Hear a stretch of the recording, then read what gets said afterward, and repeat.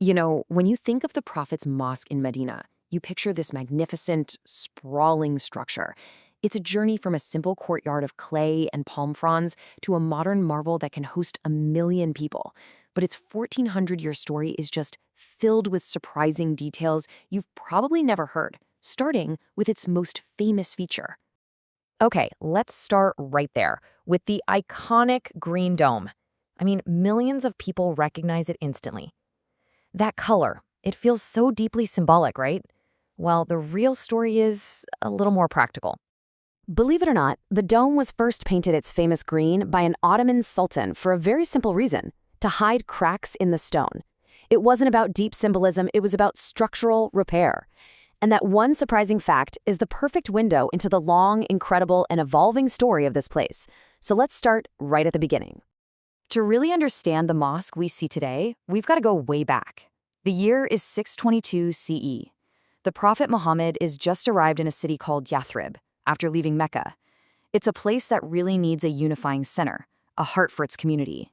So how do you choose the site for what will become one of the most important landmarks in the world? Well, not with a planning committee, but with a camel.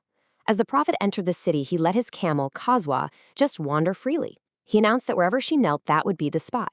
And she finally stopped on land owned by 2 young orphans. They immediately offered it as a gift, but the Prophet insisted on paying them a fair price. So right there, before a single brick was laid, a principle of absolute justice was established. And this wasn't some project built by hired hands while the leader watched from a distance. No way. This was a true community effort, with the Prophet right there in the thick of it, working alongside everyone else. They carried the heavy stones and mud bricks together, turning this empty patch of desert into the foundation of a brand new, unified society. That first building was so incredibly humble. It was about the size of a large house today. Its pillars were just palm trunks, the roof was made of woven palm leaves, and the walls were simple clay.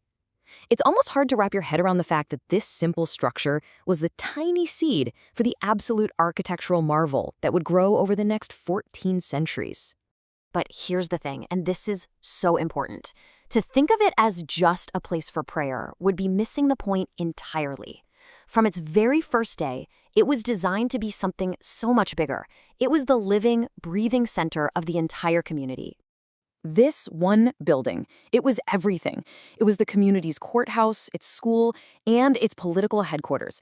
It even had a special area called the Safa, which was a dedicated shelter for the poor and homeless. It wasn't just a building. It was the vibrant, beating heart of the city, a place for every single aspect of life. Then, about 16 months in, this pivotal moment happens.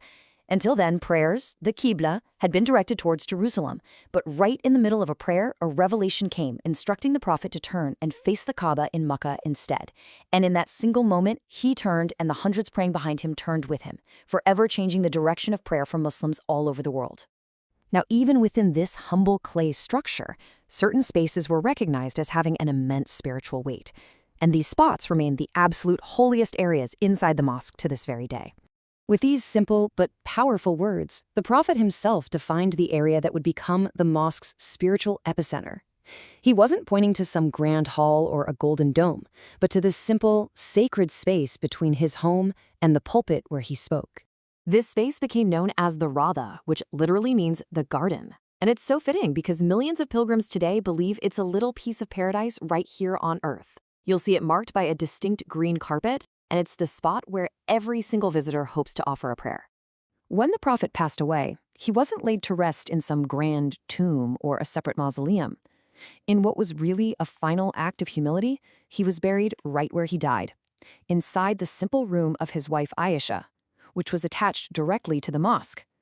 And that decision would profoundly shape how the mosque grew for centuries to come. So, from that humble seed, the mosque began this near-constant 1,400-year transformation. Every empire that followed, from caliphs to sultans, saw it as their duty to expand and beautify the sacred space. Its growth really mirrored the growth of the Muslim world itself. You can literally see this history in the architecture. The early caliphs expanded the prayer hall. Later, the Umayyads added the very first minarets and enclosed the Prophet's chamber within the mosque's walls. The Ottomans built that first dome over his tomb. And get this for a cool piece of history. In 1909, the Ottomans made the mosque the very first place in the entire Arabian Peninsula to have electric lights. Then finally, the modern Saudi era kicked off an expansion on a scale that was just previously unimaginable. All right, so you fast forward through those centuries of history, and what you get is the breathtaking structure we see today, a true marvel of modern engineering, built on this ancient foundation of faith, and designed to serve millions of visitors from every corner of the globe. Remember that original 1,000-square-meter clay building? Well, today, the mosque has grown so vast it can welcome over 1 million worshippers at a single time. Let that sink in. The scale of that transformation is it's mind-boggling. And the modern mosque masterfully blends this tradition with incredible technology. I mean, huge automated umbrellas unfold to shade worshippers in the courtyards. The marble floors, they're specially designed to stay cool under the blistering desert sun. A 1,000-speaker sound system makes sure the call to prayer reaches every single corner. Every detail is engineered for both reverence and comfort. But this expansion isn't just physical. It's the spiritual significance that really draws millions here. There's a belief that a single prayer in the Prophet's mosque holds the reward of 1,000 prayers anywhere else. That makes it a powerful spiritual magnet for Muslims all across the globe. And so, from a simple patch of desert chosen by a camel, a sanctuary was born. For 14 centuries, it has done so much more than just grow in size. It's grown in meaning, connecting millions of people not just to a moment in history, but to a living, breathing spiritual presence. It really stands as this incredible testament to how the most humble of beginnings can blossom into something truly, truly monumental.